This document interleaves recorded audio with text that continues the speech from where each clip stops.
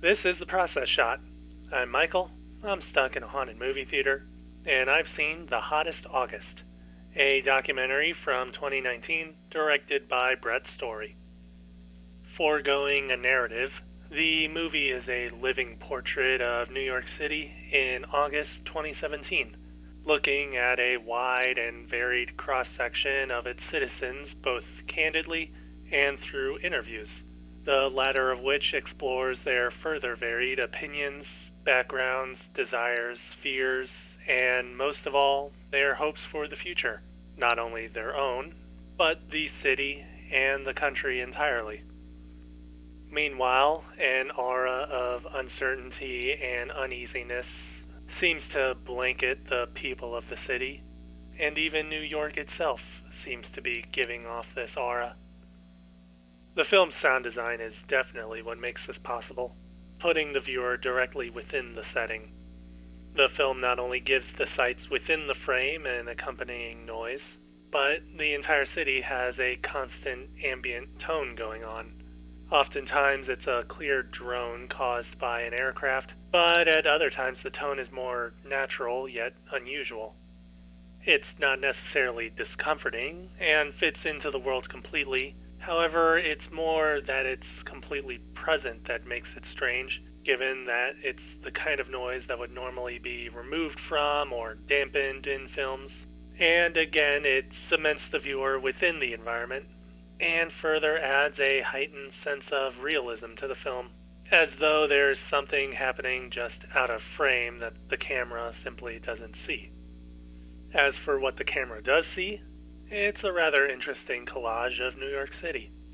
The primary idea throughout The Hottest August, being a portrait of the city as a whole, is explored in more detail than what other filmmakers may consider, looking outside the actual metropolis and meeting with people in the suburbs or those in non-traditional roles within the city. Though that isn't to say that we don't also see people who are exactly where one might expect them to be.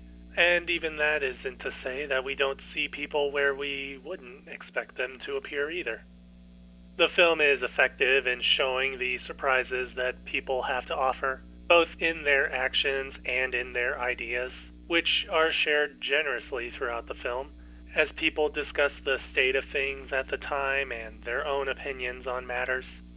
There are even a few key moments where the filmmakers can be heard within the film, speaking directly with the interview subjects, further giving the immersion more immediacy. The film's cinematography is, somewhat ironically, not active in creating immersion, choosing instead to remain completely static and focused on whatever crosses the camera's line of sight. A stylistic choice also seen in the director's short film, Camper Force.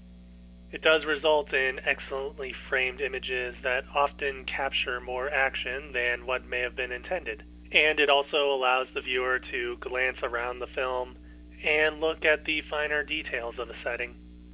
The editing of The Hottest August also helps when it comes to setting, mostly by way of segueing from one area of the city to another through concepts, generally those with a socio-political context, rather than more visual or audible means. Much of the later half of the film takes up a more socially minded through line, but it's not as forced as it might sound, as it still presents it through the framing of the rest of the film, which is through the people of the city. And, at the end of the day, even when it seems as though tensions and temperatures are reaching an all-time high, it doesn't necessarily mean it will reach a boiling point, or something like that.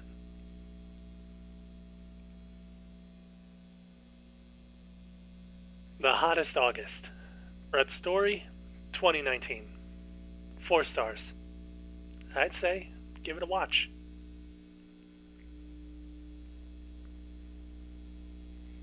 That's it for me. If you like this review, please leave it a like. If you don't think I'm right, leave a comment. If you want more reviews in the future, subscribe to the channel.